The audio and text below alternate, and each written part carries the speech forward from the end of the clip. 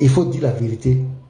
Une grande partie du Coran, là, ça a disparu. Il dit celui qui le nie, soit il était un ignorant, il était un menteur, et ça fait de lui un mécréant. Donc répondez à ça. C'est pas qu'on a dit. Les chiites disent, le Coran actuel là, il y a une grande partie qui a disparu. Il y a des versets coupés. Ils ont montré deux exemples. On parle d'orphelin, en même temps on parle de mariage. Ils ont dit que c'est coupé. C'est pas nous qui avons dit. Ce sont vos frères musulmans. On vous attend. Mais nos questions là, pourquoi Othman a brûlé le Coran? Il a brûlé. Pourquoi Ibn Massoud, qui était l'un des 4 recommandés par Mohamed pour apprendre le Coran, il s'est opposé à Othman? Voici des questions. On est allé dire ça, voilà, le pasteur ivoirien. Non, répondez. Pourquoi il a brûlé des Corans? Pourquoi il a brûlé? Il y avait quoi dans ces Corans? Et ce qu'il a conservé, et ce qu'il a brûlé. Ils étaient tous là. Ça veut dire à un moment donné, le Coran était manipulé, c'était altéré, c'était modifié, c'était corrompu. C'est pourquoi il fallait faire le tri. Il fallait trier le bon et le mauvais. Donc la Sourate 15, verset 9, il faut gommer. Ça ne sert à rien. Allah n'a pas respecté sa parole.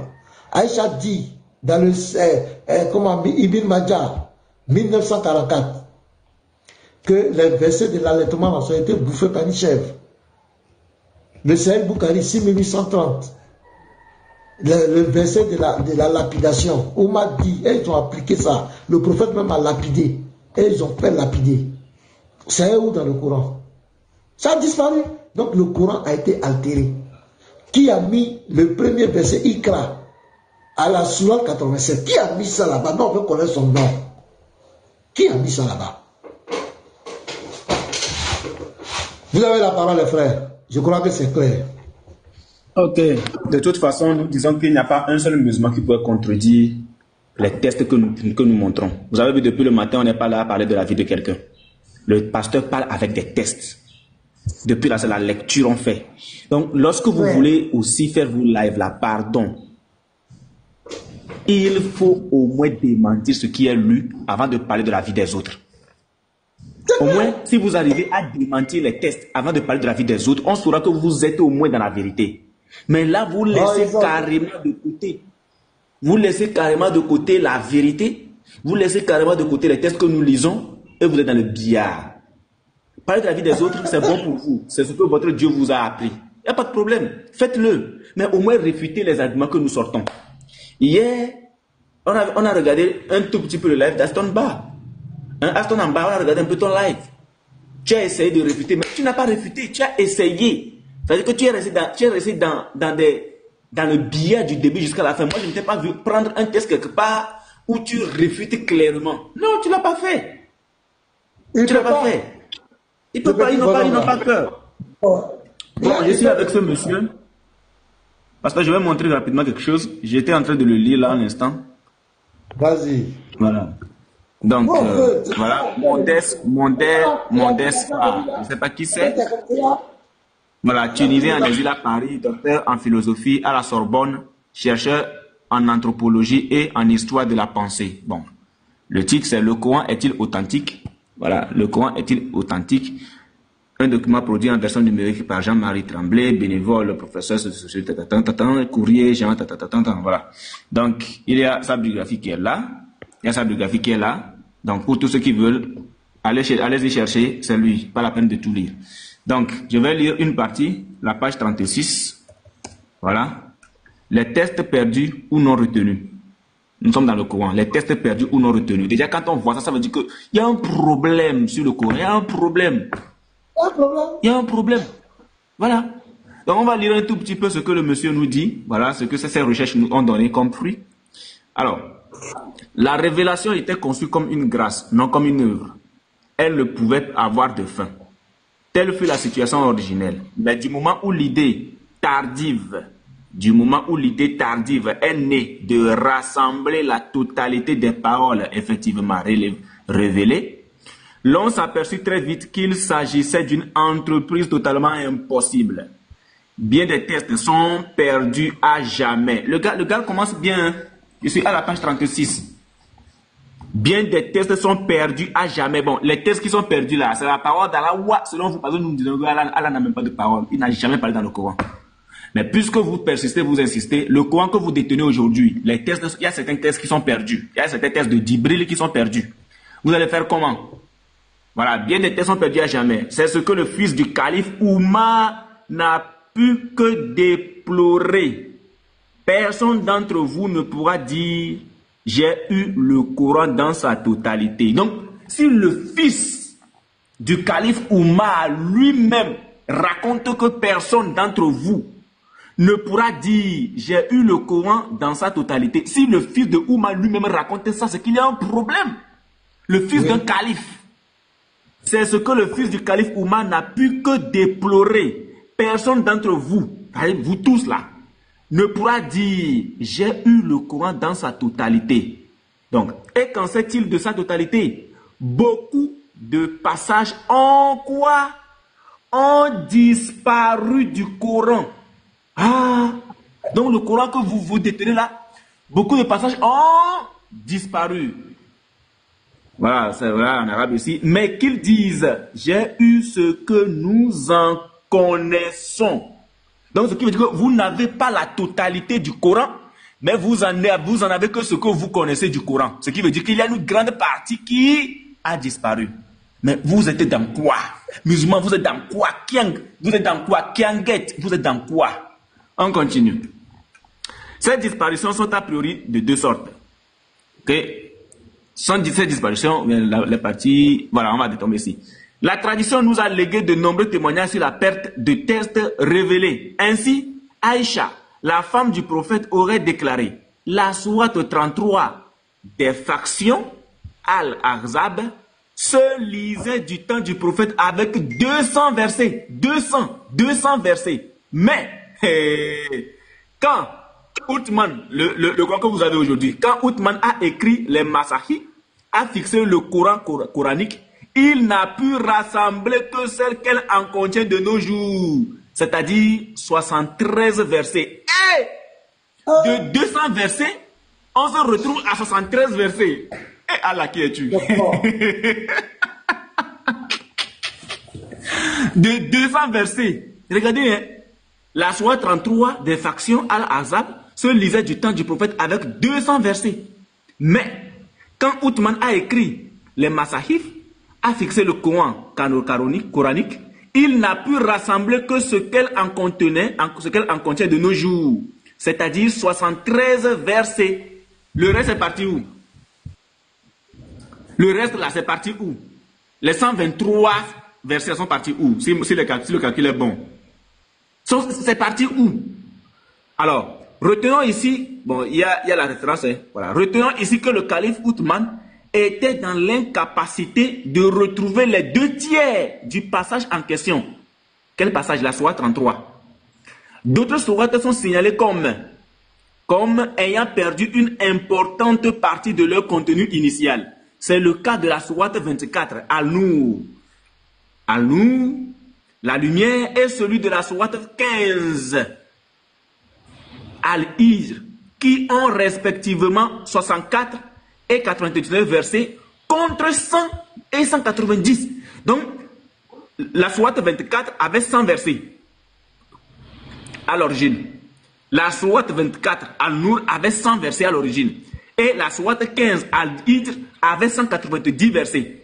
Mais, présentement, le Coran que vous détenez, le Coran du petit serpent, c'est-à-dire Othman, c'est ça la définition de son nom, le Coran que vous détenez actuellement possède 64 versets pour la sourate Al-Nur, la sourate 24, et 99 versets pour la sourate Al-Hijr, au lieu de 100 pour la sourate 24 et 190 pour la sourate 15. Bon, les autres sont partis où? Les autres sont partis où? De même que la sourate Al-Tawbah, la sourate 9, Al-Tawbah, le repentir. Écoutez bien cette partie, Kiang.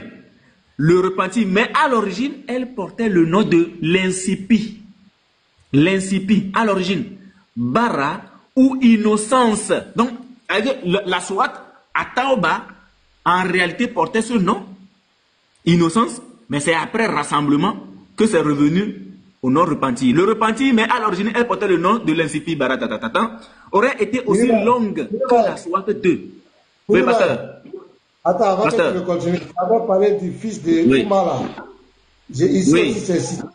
On dit Al-Suyuti. Donc, il donne la référence directe. Al-Suyuti cite d'autres cas similaires et rapporte les propos du fils du calife Omar qui aurait déclaré: aucun de vous ne devrait dire qu'il a tout le Coran. D'ailleurs, que cet homme a tout le Coran, beaucoup en a disparu. Il vaudrait mieux dire: j'ai pris du Coran ce qui paraît en fait partie. Donc, ça veut dire que ça peut être témoin. C'est pas un mensonge. Voilà, c'est la même chose. Je vais voir ici la référence. Voilà, c'est la même référence. Itikan 3, bar 66 et aussi 48, verset 17. Ça dit, il y a les références. Voilà. Il y a les références. Vous êtes des plaisantins, hein? En tout cas, on continue. Donc, de même que la sourate 9, At-Tawba, le repenti, mais à l'origine, elle portait le nom de l'incipit, Bara ou innocence. Donc, ce que nous avons aujourd'hui, At-Tawba, ce n'était pas le nom réel en fait. Aurait été aussi long que la sourate 2, Al-Baqarah, la vache, soit 286 versets. Alors qu'elle n'en rafferme actuellement que 129. Allons vérifier, la sourate At-Tawba. Ça rafferme combien de versets? La sourate At-Tawba. La sourate 9.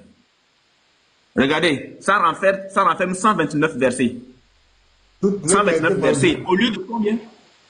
Au lieu de combien de versets? On dit elle est aussi longue que la sourate Baqarah, 286 versets. Elle est aussi longue que celle-là. Donc ça veut dire que de plus de 200 versets, on se retrouve à 129 versets. Bon, le reste là, c'est passé où? Allah n'a pas gardé, hein? Il n'a pas gardé. C'est nous qui sommes les gardiens. Selon certains chroniqueurs, voilà les vrais chroniqueurs. Voilà les vrais chroniqueurs.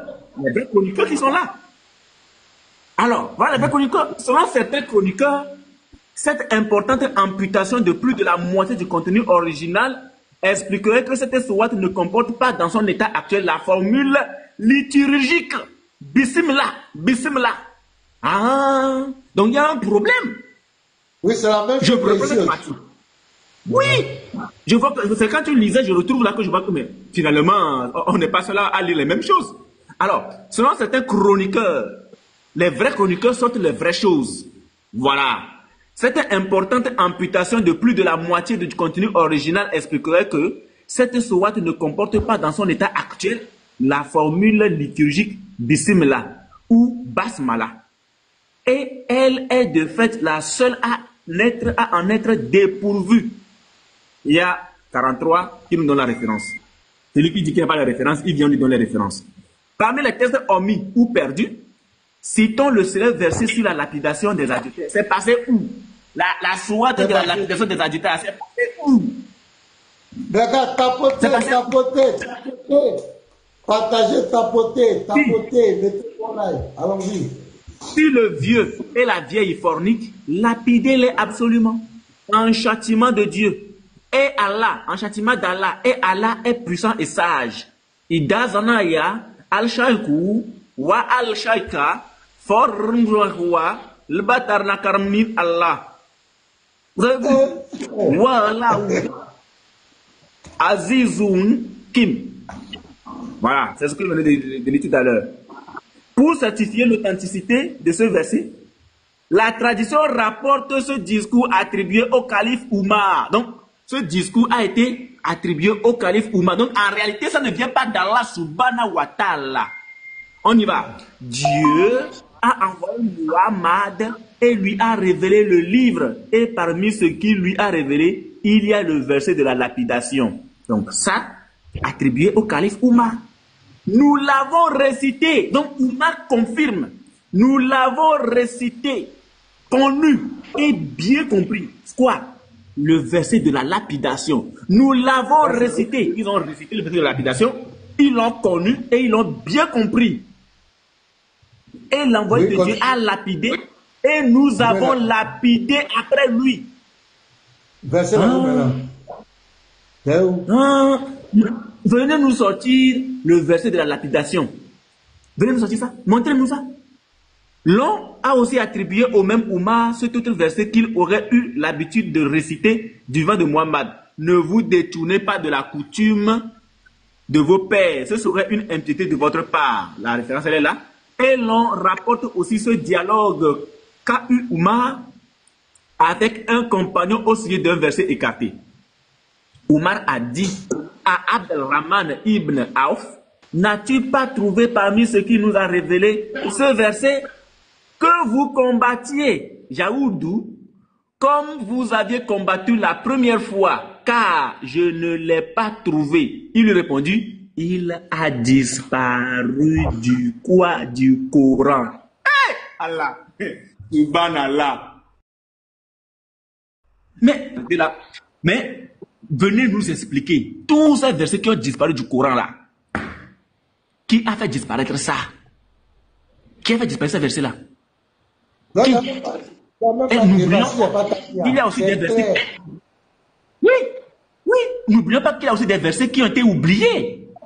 Des versets qui ont été oubliés. Il y a tout ça. Ah, Allah, qui es-tu? Pasteur, je me mute. Il y a beaucoup, hein. Il y a beaucoup même. Il y a beaucoup même. C'est ce qu'on attend. Il y a beaucoup. Les sources, nous, on parle pas de la vie de quelqu'un, ta tête. Nous, on montre les sources. Ok, donc il est clair, mes frères, je vais être clair avec vous. Ma position est claire, notre position est claire. Il n'y a pas un musulman qui peut venir prouver devant nous que le Coran, là, c'est la parole de Dieu. Chrétien, le Coran, le livre, là, l'Éternel, le Dieu d'Israël, n'a jamais parlé dedans. Ce n'est pas un livre qui vient de Yahweh. L'Éternel, le Dieu d'Israël, qui s'est fait homme en la personne de Jésus, n'a jamais révélé le Coran. Ça, c'est un. Donc, le Coran n'est pas la parole du Dieu véritable. Et il faut que vous dites, ça, il faut que ce soit clair.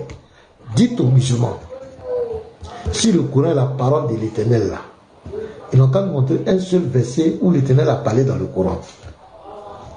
Il ne parle pas des versets, il dit virgule. Ils n'ont qu'à montrer une virgule qui vient de l'Éternel dans le Coran. Qui nous montre un seul verset où l'Éternel, le Dieu véritable, le Dieu d'Israël qui s'est fait homme en la personne de Jésus-Christ, a parlé à leurs prophètes. Où il a envoyé leurs prophètes. Le Coran, c'est le livre de cet esprit qui s'est emparé de lui dans la grotte là, qui a voulu l'étouffer là, cet esprit là, c'est lui qui parle dans le Coran. L'Éternel n'a jamais parlé dans le Coran.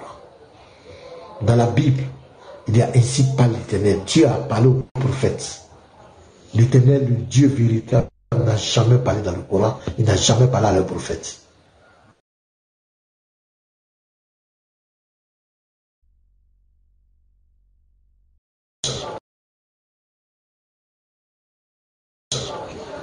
Tu devais venir me montrer quelque chose là, Abdullah là, où il a dit que Ali, que Ottoman a brûlé les trucs. Attends, il faut monter où ça? Pardon, si tu es là, pardon, moi tu vas nous montrer la partie là. Alors où hier tu nous as montré la source ici là, ça va aller dans les musulmans fous là. Voilà, où ça c'est là, sois béni mon frère. Donc c'est un défi. Montrez-nous. Shalom, pasteur, shalom à tous. Je viens un instant, 1 minute. C'est semblant. Où il a parlé à votre prophète. Où il dit que le Coran c'est sa parole. Montrez-nous. Où il dit que votre prophète est son prophète. Montrez-nous. C'est ce qu'on attend. Le Coran, c'est le livre de cet esprit-là. Et ce qui est révélé à la Sourate 53 là, on dit que c'est une révélation que lui a enseigné l'ange. Cet esprit-là, ils ont mis en parenthèse l'ange Gabriel. C'est pas l'ange Gabriel, hein. L'ange Gabriel n'a pas peur des chiens. L'ange Gabriel ne va jamais pousser un prophète à aller couper les routes des gens, aller braquer les pauvres marchandises. L'ange Gabriel ne peut jamais le faire. C'est l'ange de l'Éternel. Cet esprit qui poussait votre prophète pour faire les gaffes, pour couper les routes des marchandises, des pauvres marchandises, des gens, ne peut jamais être l'ange Gabriel. C'est lui qui est l'auteur du Coran. Il a peur des chiens, il est influencé par les chiens. Et vous savez que nous qui sommes africains, les génies de forêt là, ils sont influencés par les chiens. Quand il y a un chien quelque part, ils ne peuvent pas. Parce que le chien est un sixième centre développé. Quand il y a un mauvais esprit quelque part, il ne s'est pas envoyé. C'est pourquoi cet esprit là il avait peur d'être déniché par les chiens. Il avait, à cause de lui, Mohamed va faire tuer même les chiens à Médine. Clair. Donc ça, il faut nous montrer la source là. Donc on est là. Celui qui dit qu'il est garçon, il peut venir, on est là. Voilà, il fait là, derrière, voilà, il passe un médaille, il est comme cela. Passe un médaille, il est comme cela. Où ça, tu es là? Est-ce qu'il est là?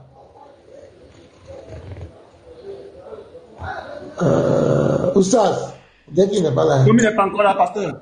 Écoutons ton gars là hier, non? On va les écouter aussi. Ils sont là depuis Évangile 2, Petit Marteau, Sepso. Ouais, qui prend la parole?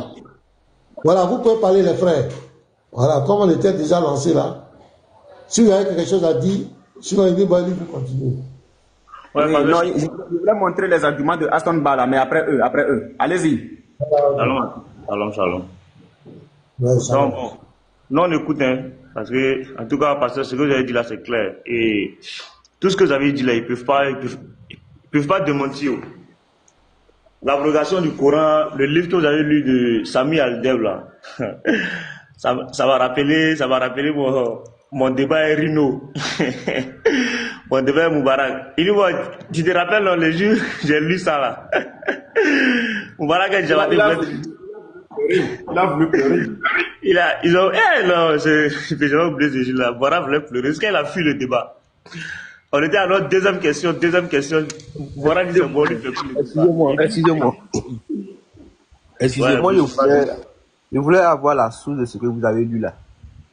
Ce que j'ai entendu de dire là, c'est l'abrogation dans le Coran du livre de Sami Al-Deb. Le livre de Sami Al-Deb, ça y est dans ma bibliothèque là. Al-Deb. Faut pas, attends, je sais pas comment je vais t'indiquer même. Ça y est dans ma bibliothèque, attends, va sur mon autre petit bateau 2023. Lui, il est quoi? Il est musulman chrétien. Il est un chrétien. Non, moi je suis pas religieux. Ah, ok. Tu es quoi? Je ne suis pas religieux, je suis en quête de vérité. Où ça dit est disponible, pasteur? Bon, si tu es en quête de vérité là, donc c'est sur ce que nous lisons là que tu vas chercher ta vérité là, quoi. Pose de bonnes questions. Effectivement, parce que c'est lorsque je vais aller lire les trucs qui sont dans le Coran, dans la Bible, là, que je vais savoir la vérité. Oui. Ok, je vais te poser une question claire pour être sûr que tu cherches la vérité. Est-ce que selon toi, dis-moi, selon toi, est-ce que un véritable Dieu, le véritable Dieu, puisque tu es en quête de vérité, est-ce que le véritable Dieu peut-il envoyer un ange ordonner à un prophète d'aller braquer des commerçants? Non, même quand vous êtes en train de parler de trucs quand même ailleurs, j'ai mis dans les commentaires même que prophète coupait de route. Moi, je suis pas d'accord avec ça. Je sais pas si vous avez vu mon commentaire même. Donc ça veut dire que coupait de route. Oui, vas-y. Voilà. Donc, moi, si je veux savoir la vérité, je vais plutôt venir dans vos différentes discussions pour apprendre, quoi, tu vois. C'est l'endroit le plus idéal pour pouvoir apprendre. C'est pour ça que je suis là, au fait. Donc, j'ai voulu savoir les sources pour aller consulter. Bon. C'est propre. Déjà, ça fait un point. Parce que si tu es en quête de vérité, il faut déjà te dire une chose. Si le véritable Dieu ne peut pas envoyer un ange venir ordonner à un prophète d'aller braquer des caravanes, des commerçants, ça veut dire que déjà ce Dieu-là, il est faux. Cet ange est faux. Ce prophète, il est faux.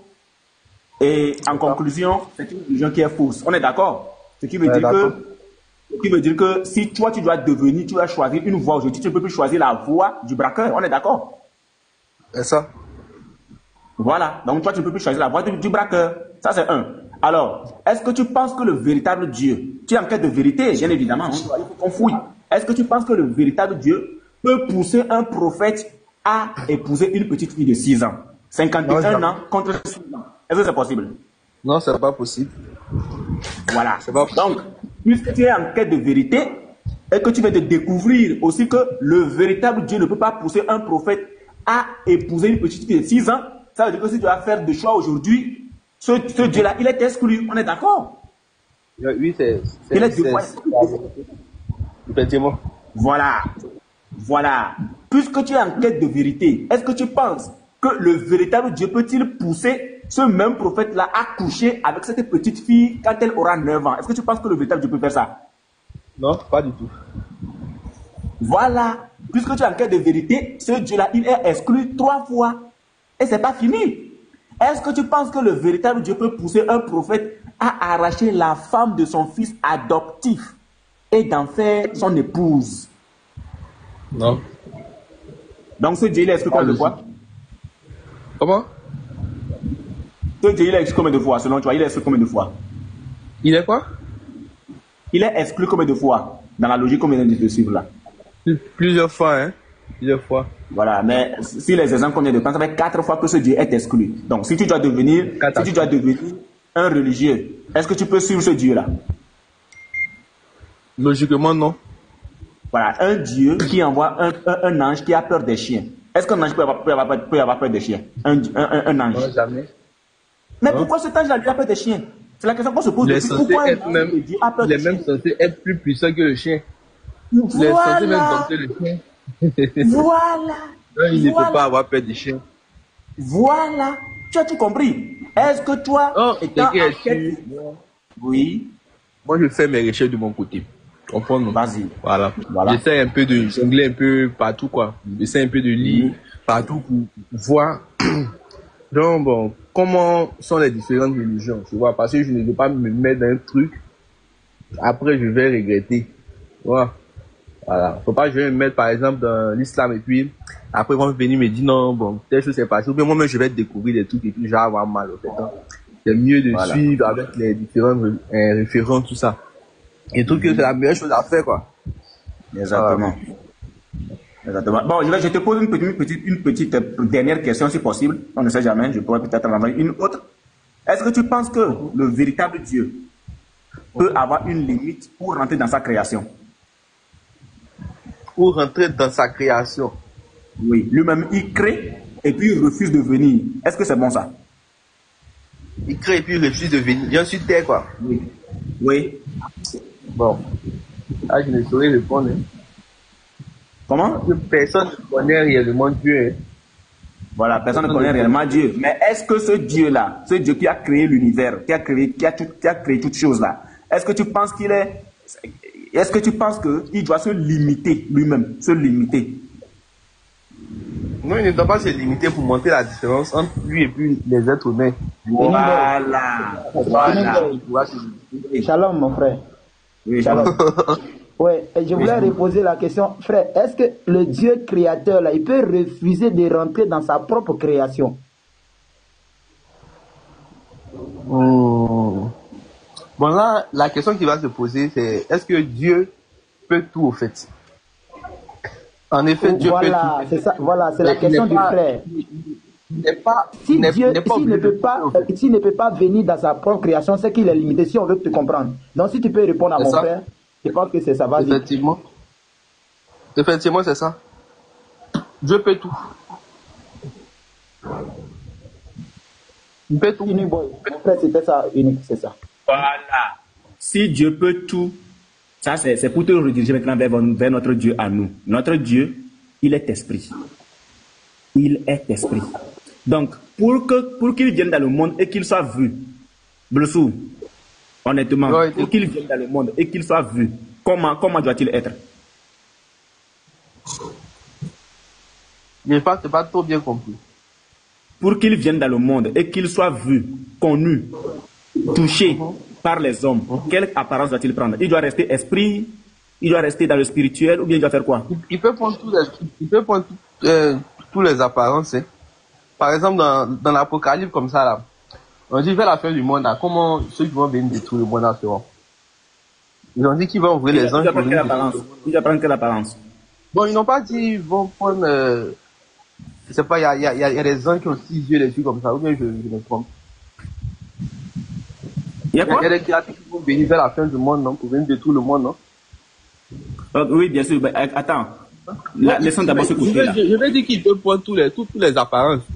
Ça veut dire qu'il peut prendre l'apparence du feu. Quand il est venu sur, comment on appelle ça, sur la montagne avec Moïse, il a pris l'esprit de feu, l'apparence du feu, non? Mais... Voilà. Maintenant, pour qu'il soit parmi les hommes et qu'il puisse marcher avec eux, pour qu'il puisse les indiquer, il doit prendre quelle forme? Bon, il peut prendre aussi la forme humaine. Voilà. Donc, est-ce qu'il est impossible à Dieu de prendre une forme humaine? Non, il n'est pas impossible à Dieu de prendre une forme humaine. Voilà, ça c'est notre Dieu. On est d'accord? Maintenant, puisqu'on a étudié le Dieu des autres là, on a vu que lui, c'est quelqu'un, c'est un flemmard. Là, nous sommes avec notre Dieu maintenant. Nous, notre Dieu, c'est un Dieu. Le problème, c'est que s'il prend la forme humaine, c'est qu'il sera 100% homme, n'est-ce pas? Exactement. C'est pour ça que nous disons que notre Dieu, lorsqu'il vient dans la forme humaine, pendant qu'il est 100% homme, pendant qu'il est 100% homme là, qui est dans le ciel pour pouvoir régner sur la terre? Très bien. Très bien. Lorsqu'on te dit Dieu, il est omniscient, il est omniprésent, n'est-ce pas? C'est quoi l'omniprésence de Dieu? C'est quoi l'omniprésence de Dieu? Voilà. Donc quand Dieu il est avec toi, si Dieu te parle actuellement, il est là, il se révèle à toi, il est en train de te parler. Est-ce que tu es d'accord qu'il peut aussi se révéler à moi au même moment depuis ma position ici? Ouais, c'est d'accord. Je suis d'accord. Voilà, ça tu as répondu à ta question. Ce qui veut dire que lorsqu'il était sur terre, il était également dans les cieux. Regarde. Excuse-moi, je vais m'arrêter. Mais pourquoi lorsqu'il était encore sur terre là? Oui. Pourquoi, allô? Oui, pourquoi lorsqu'il était sur la croix encore, il a dit Père, pourquoi m'as-tu abandonné? D'accord. On en vient, mais on est au moins d'accord. Oui, on en vient. Si c'était au moins pourquoi ils ont dit qu'il a été, il a été ressuscité? On arrive. Il a été ressuscité, c'est comme si... Oui, on arrive. On est au moins d'accord sur l'omniprésence de Dieu. Parce qu'il faut aller étape par étape. Voilà, on est au moins d'accord sur l'omniprésence de Dieu. Ouais.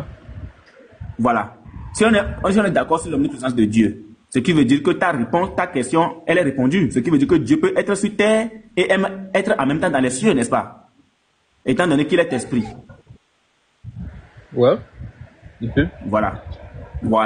Maintenant, Dieu, est-ce que c'est une personne ou bien c'est une position?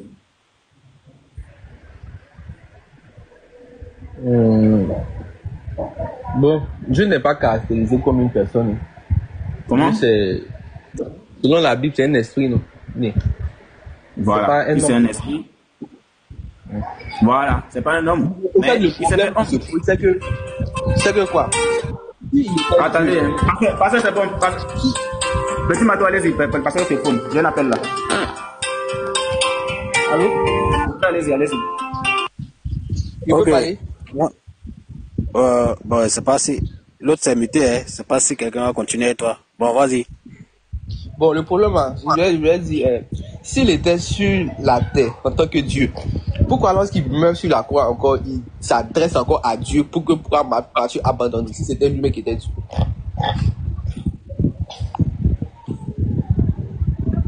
C'est ça ma question. Vous êtes là? Ouais, on est là. Bon, le cas c'est... Peut-être quelqu'un va... Merci. Oui, comme tu as déjà dit tout à l'heure, que tu vas sur le principe que Dieu est omniprésent. J'ai dit quoi? Tu es allé sur la base que Dieu est omniprésent, n'est-ce pas? Oui. Voilà. Maintenant, la question que tu poses là, étant sur la croix, il dit mon père, pourquoi m'as-tu abandonné? C'est ça, non? C'est ça. Voilà. Vu déjà que tu conçois qu'il est omniprésent, que peut être la réponse à une telle question selon toi? Parce que je sais que tu es intelligent aussi, tu peux réfléchir pour trouver la bonne réponse. Bon, si moi je vois un déduit là, d'abord un Dieu qui s'adresse encore à un autre Dieu qui te dit pourquoi m'as-tu abandonné, alors on dit que c'est lui-même qui est Dieu. C'est que bon, là, je vais pas te blaguer, il n'est pas Dieu. En disant pourquoi m'as-tu abandonné, d'abord c'est comme s'il est surpris d'un comportement. Quelqu'un qui était censé venir remplir une mission, et puis à la fin, on le livre entre les mains des ennemis. Alors, c'est comme s'il est surpris en fait. Il est d'accord. D'accord. Bon, la seule chose qu'il peut faire, c'est demander à son créateur pourquoi il a abandonné. Donc de ce fait, on ne peut pas le voir comme un Dieu au fait. D'accord. Donc il y a une distinction. Il y a une distinction entre lui et puis le créateur qui est Dieu. D'accord, merci. Maintenant, dans ton raisonnement là, intègre maintenant le fait que quand il est sur terre là, il est homme. Donc, attends. Mais tiens compte de ce paramètre là maintenant. Tu vas comprendre la scène. Oui, vas-y. D'intégrer les gens comme s'il était homme sur terre, quoi. Quand il est sur terre, là, il est dans une chair humaine. Lui qui apparaît sur la croix, là, il était dans une forme humaine, n'est-ce pas? Quand il est sur terre, il est dans une forme humaine. Et c'est Dieu. Oui, mais à la croix, là, lui qui a dit à la croix, mon père, là, c'était Jésus-Christ, non? C'était Dieu qui était là. C'était Dieu. Oui, voilà. Dieu. Maintenant, intègre maintenant l'idée qu'il est dans une forme humaine maintenant, pour pouvoir mieux comprendre ta propre question. Ou tu ne comprends pas encore. Attends. Lorsqu'il était Dieu sur la terre là, hein, est-ce qu'il était aussi omniprésent, omnipotent? Attends, on t'a déjà dit que tu es omniprésent. On t'a déjà dit qu'il est omniprésent. C'est ça, non? Donc, on considère que lorsqu'il était sur terre, en tant que homme, il était comment on appelle ça? Omnipotent. Omnipotent. Et il était omniscient, pardon. C'est le terme que je veux employer. Lorsqu'il était sur la terre en tant qu'homme, il était omniscient, c'est-à-dire qu'il savait tout. Oui, il savait tout, mais dans une réalité. Il ne savait pas tout. Attends. Quoi? Quand tu poses la question, tu te mets de voir. Voilà. Faut te mettre, non?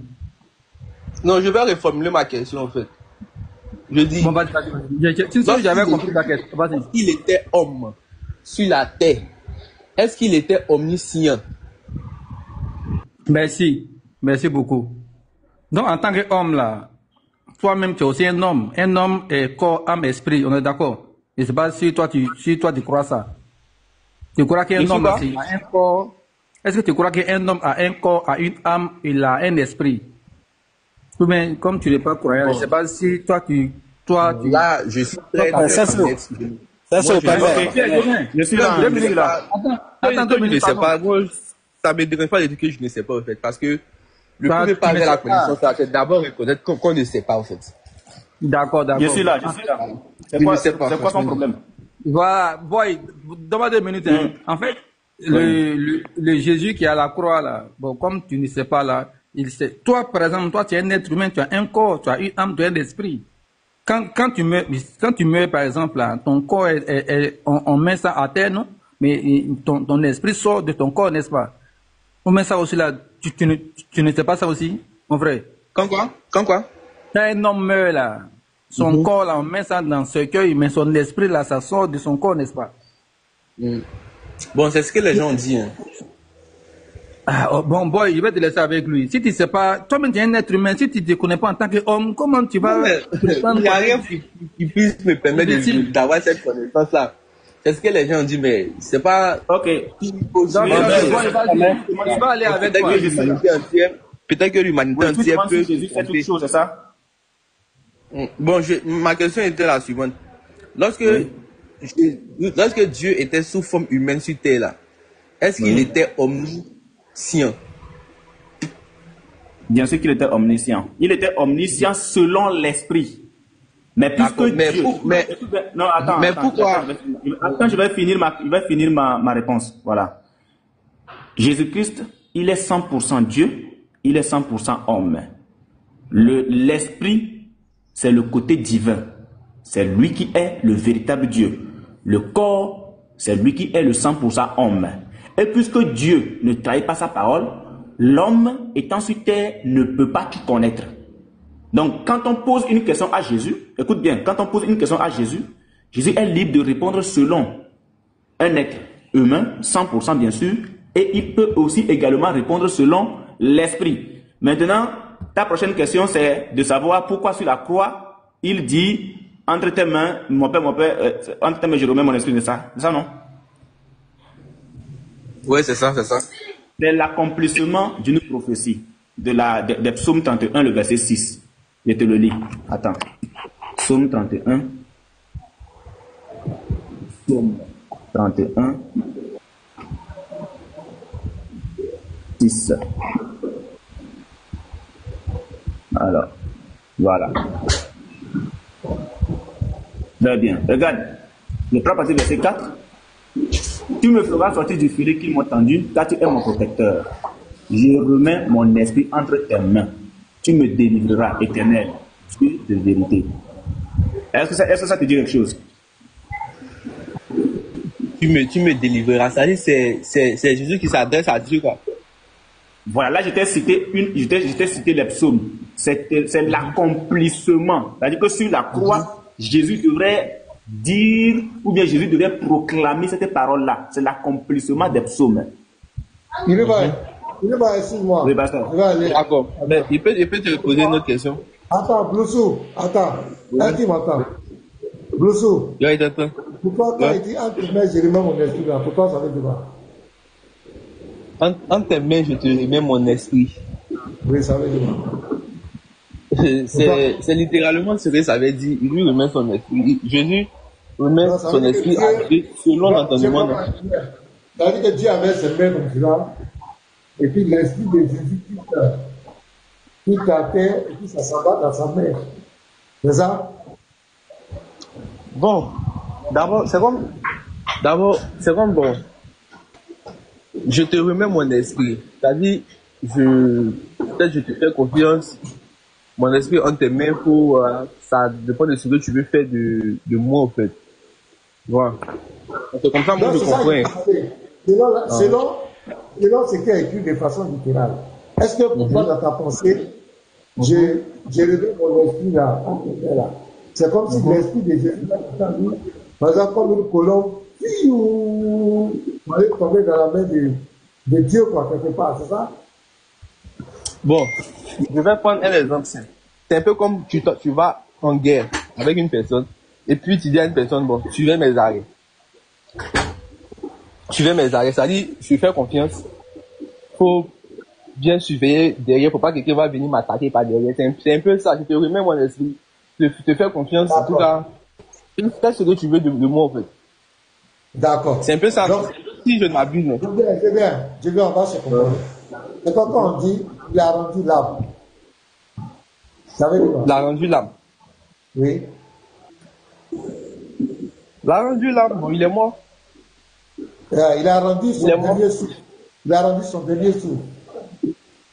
Ça veut dire quoi? Ça veut dire qu'il est mort. Voilà.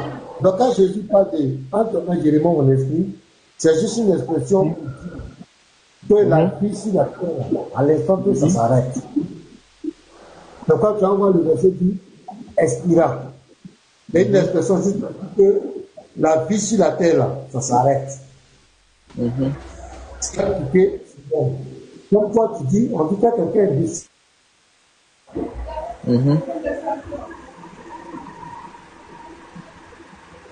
La vie sur la terre là.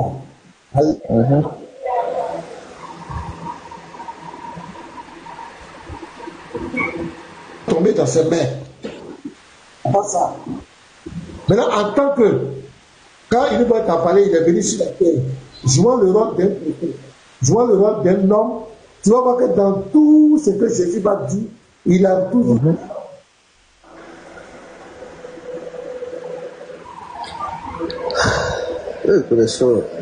Adressé au Père. Passer la connexion. À son Père. Le rôle de Christ, il est venu jouer le rôle de serviteur. Dans Malachie 1, le verset 6, un fils doit toujours honorer son père. Donc, on dit ça bug. Là, je vais prendre la caméra.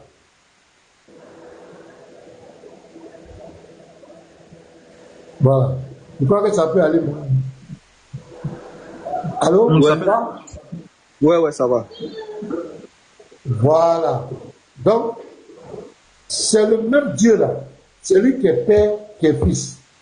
Mais dans la position de père, dans le rôle qu'il joue comme fils, il aborde comment on l'appelle, le discours de fils, d'un fils. C'est comme ça qu'il doit parler. Puisqu'il est venu jouer le rôle de fils, il doit toujours parler comme le fils. Il doit toujours montrer sa dépendance à son père. Mais le père dont il parle là, lui a posé la question, toi-même Jésus là, Ton père dont tu parles, c'est qui? C'est qui est ton père? Qu'est-ce qu'il a dit? Il dit, il est assis longtemps que je suis avec vous. Comment dit-tu montre le Père? Tu veux voir le Père où? Celui qui m'a vu a vu le Père. Le Fils, c'est la face visible de la divinité. Le Père, c'est la face invisible de la divinité. C'est comme toi, bleu, tu as ton esprit et tu as ton corps. Le corps qu'on voit physique dépend toujours de ton esprit. Mais ça ne fait pas de toi deux personnes. Tu as ton corps, tu as ton esprit. Donc le Fils, c'est la face, c'est quoi on dit dans Colossiens 1, verset 15, il est l'image du Dieu invisible. C'est-à-dire le Dieu qu'on ne voit pas, l'invisible qu'on ne voit pas, lui il est son image. Il est sa face visible. Dans Hébreux 1, on dit quoi? Il est le reflet de sa gloire et l'empreinte de sa personne. Parce que Dieu, on ne peut pas le voir. On ne peut pas voir Dieu. Mais pourquoi on le voit? Pour qu'on puisse le sentir, pour qu'on puisse le toucher.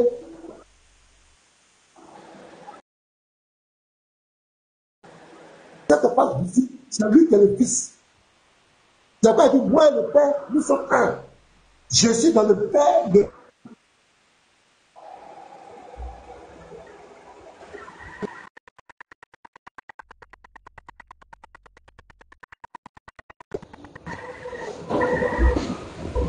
Oh, passons, on n'a pas entendu à la fin. Là. On n'a pas entendu à la fin. Là, attends 2 minutes. J'ai dit quelque chose. 2 minutes. Pasteur, est-ce que vous m'entendez? Mon frère, 2 minutes. Hein. Ouais, moi, j'entends.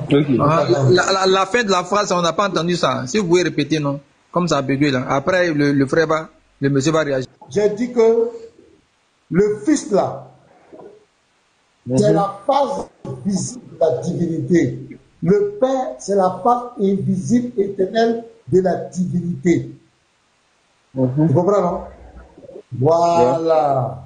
J'ai dit, toi, Bossou, Gloussou, tu as ta face invisible. Toi, là, tu as ta face, tu as ton esprit. Toi, ne vois pas. Et tu as ton corps.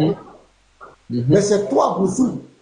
Mais ton corps est soumis à ton esprit. Ton corps. C'est-à-dire que, regarde, avant même que tu ne marches là, c'est parce que spirituellement, ça a été décidé que tu dois marcher. Effectivement. Que tu dois faire. Donc, tu comprends, non? Donc, Jésus-Christ, c'est la face visible de Dieu. C'est quoi on dit? Il est l'image du Dieu invisible. Le Dieu qu'on ne peut pas voir qui est dans l'éternité là. C'est sa face visible. D'accord. Est-ce que tu comprends? Oui, je vois sa très bien. face visible. Voilà. D'accord. Donc, il est donc maintenant dans sa position visible là. De la même manière, ton corps dépend de ton esprit là. Lui aussi, quand il est venu là, il dépend de son Père. Ok, c'est clair. Et il est venu jouer le rôle de fils. Donc, un fils glorifie toujours son Père. Ton corps qui est là est soumis à ton esprit. C'est tout. Mais c'est le même Dieu qui est fils et en même temps qui est père. Et quand il est dans la position de fils, il a un discours bien ordonné. C'est ça qui a égaré tous les musulmans, qui a égaré les auteurs du Coran, qui a égaré tous ces éducateurs, même soi-disant chrétiens, qui ne comprennent pas la puissance de Dieu. Parce qu'on te parle d'un Dieu qui est tout puissant. Un Dieu à qui on ne peut pas donner des limites, qui est capable d'être en même temps dans l'éternité et être sur la terre. Il ne peut pas faire ça, c'est qu'il n'est pas Dieu. Un Dieu qu'on peut s'aimer, on peut lui donner des limites. On peut dire que toi, tu ne peux pas venir tant, c'est qu'il n'est plus Dieu.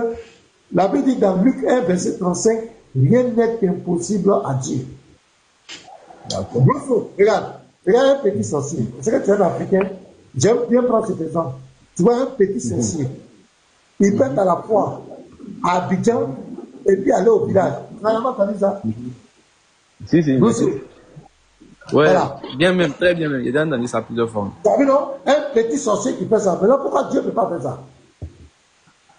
Sorcier, un petit sorcier, il peut être à la fois dans un A et être à la fois dans un point B.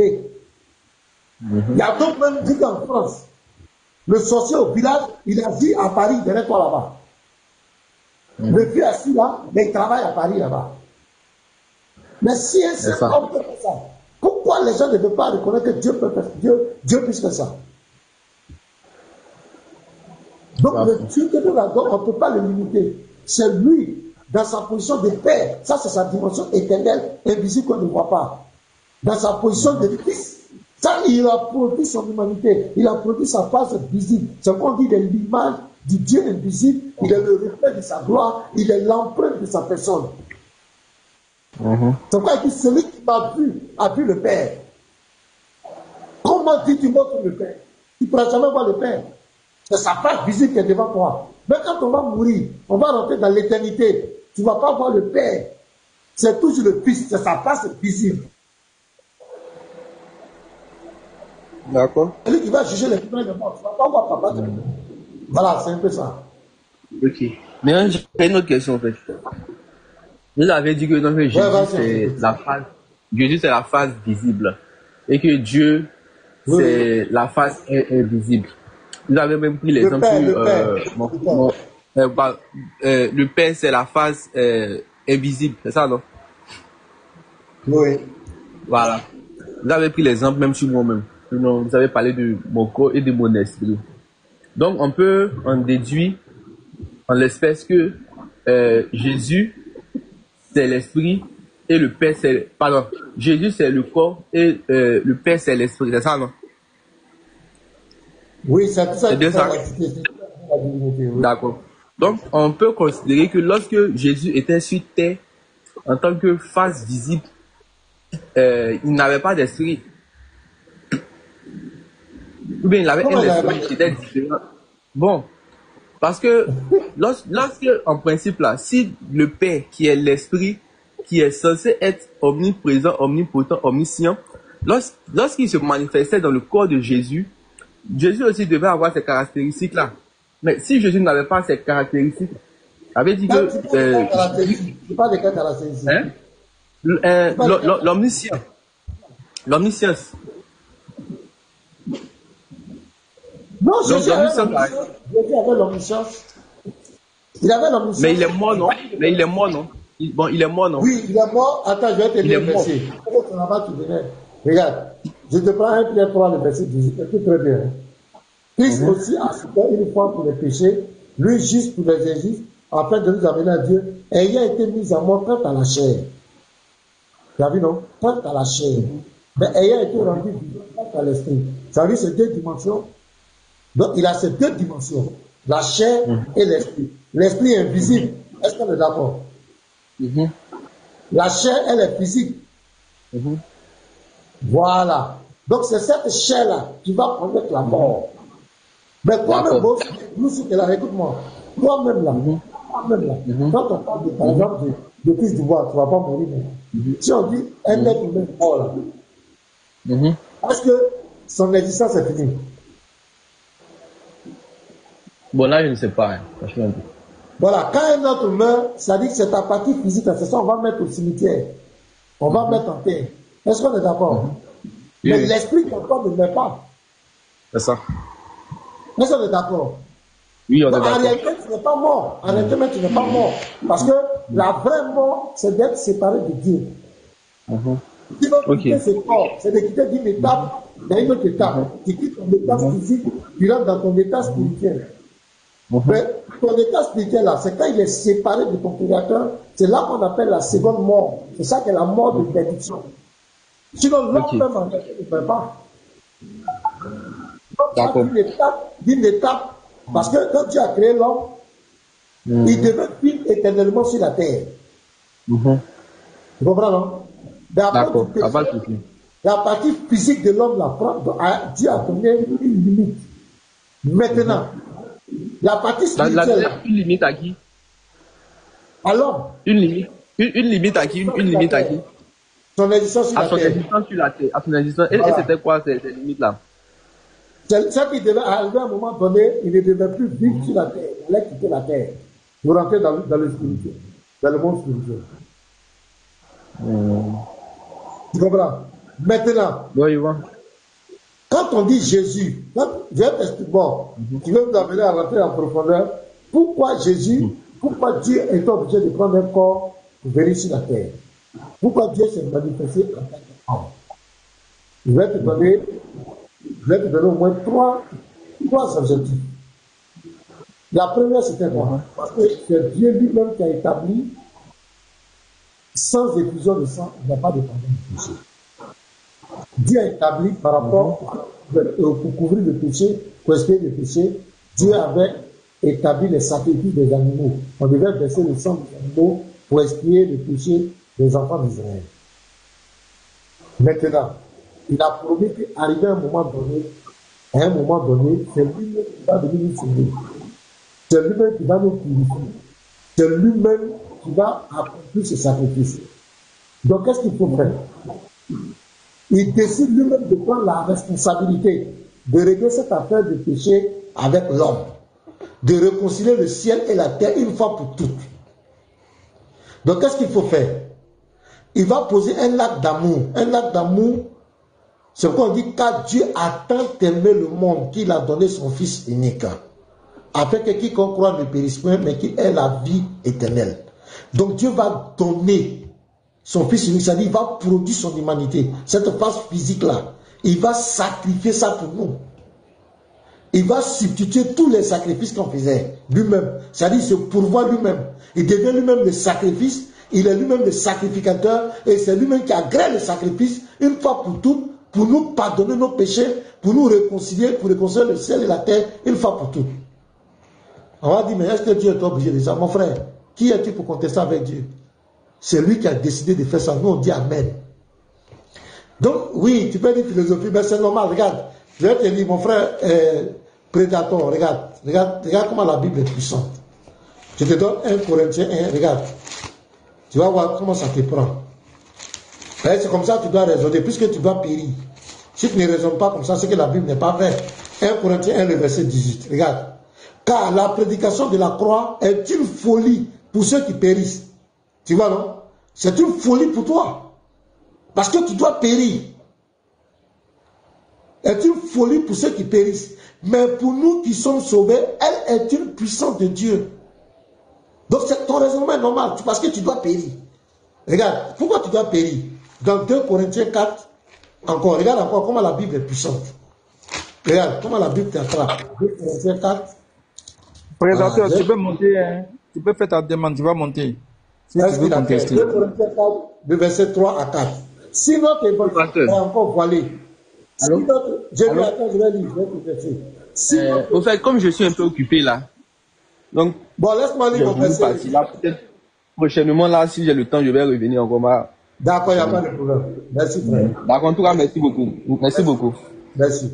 Si notre évangile est encore voilé, il est voilé pour ceux qui périssent. Tu comprends, mon prédateur? Parce que tu dois périr. Regarde, pourquoi? Pour les incrédules, dont le Dieu de ce siècle a aveuglé l'intelligence. Satan a aveuglé ton intelligence. Afin qu'il ne vise pas briller la splendeur de l'évangile.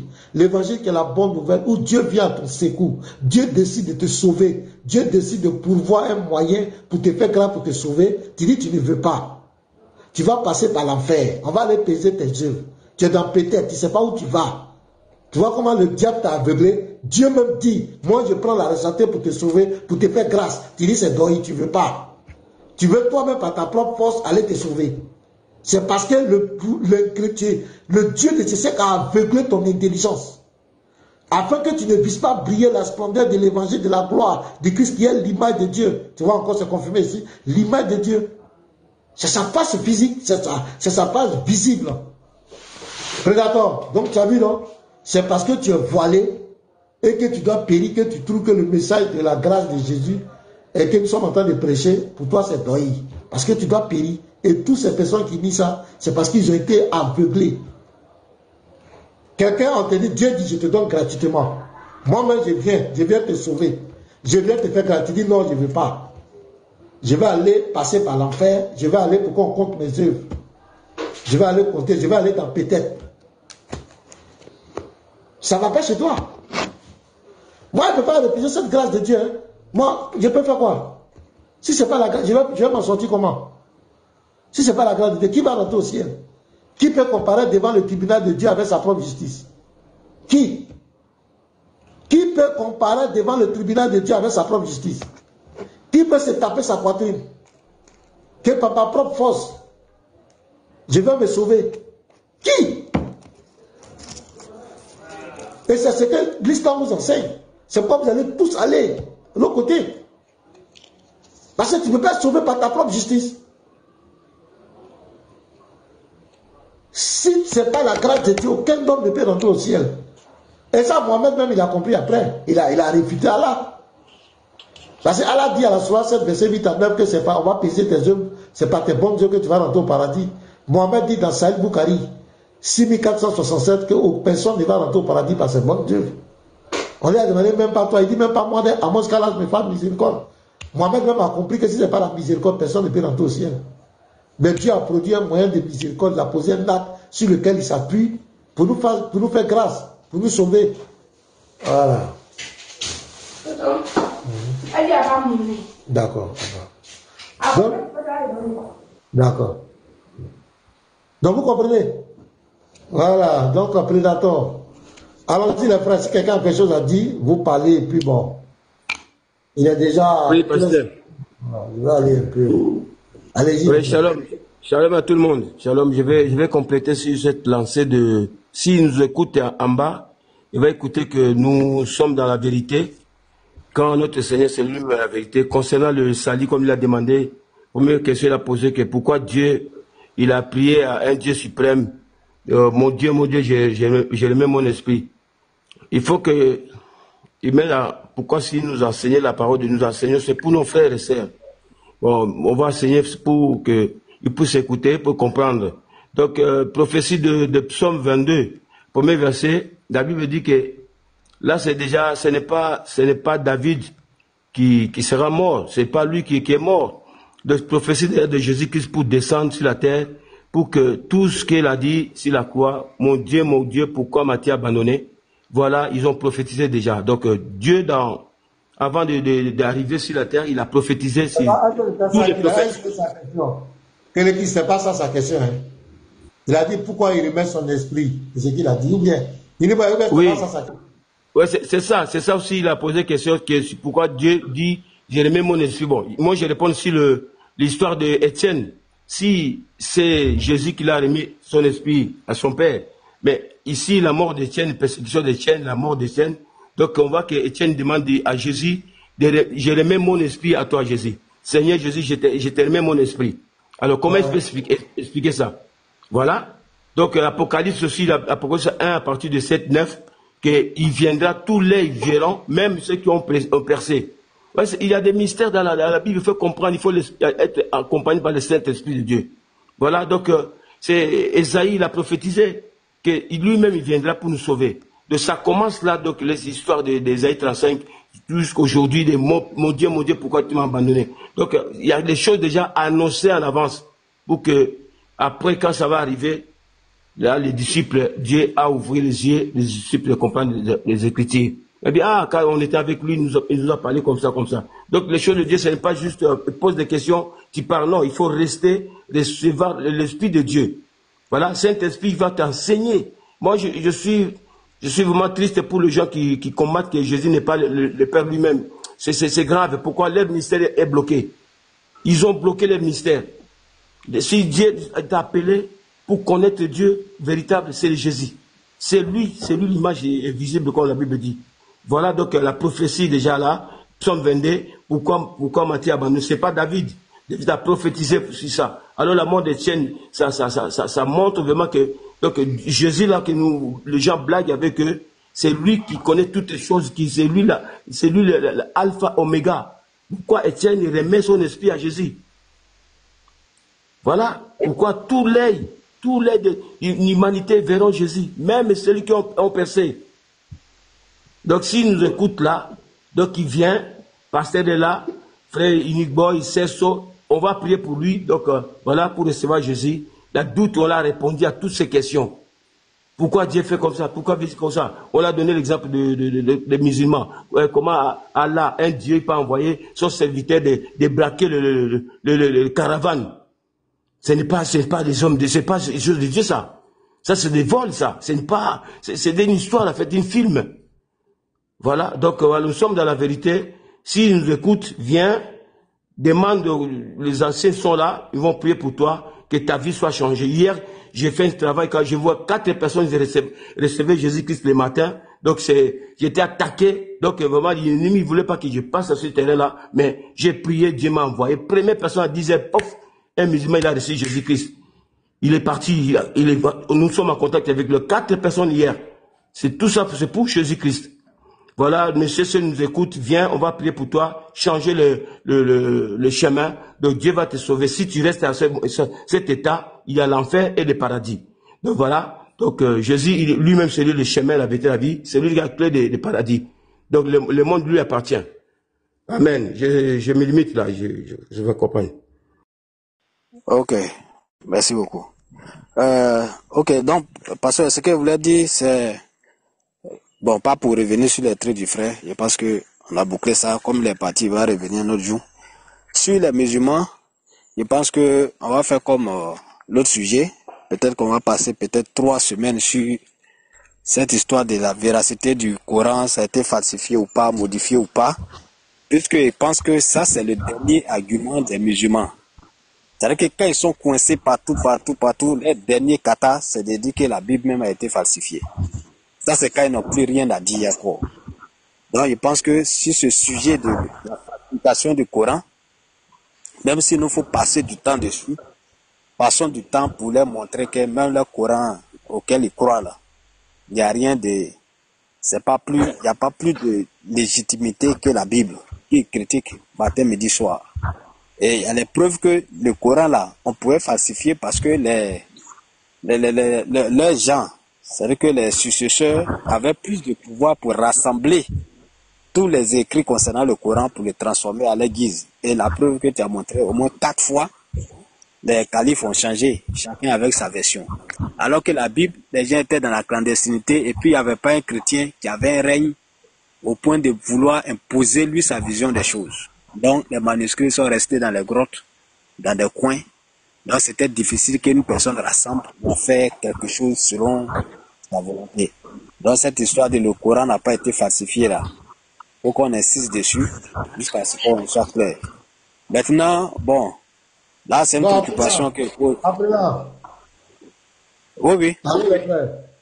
Bon, je ne sais pas qui va lancer, hein. Je dois arrêter là. J'ai un truc à faire là.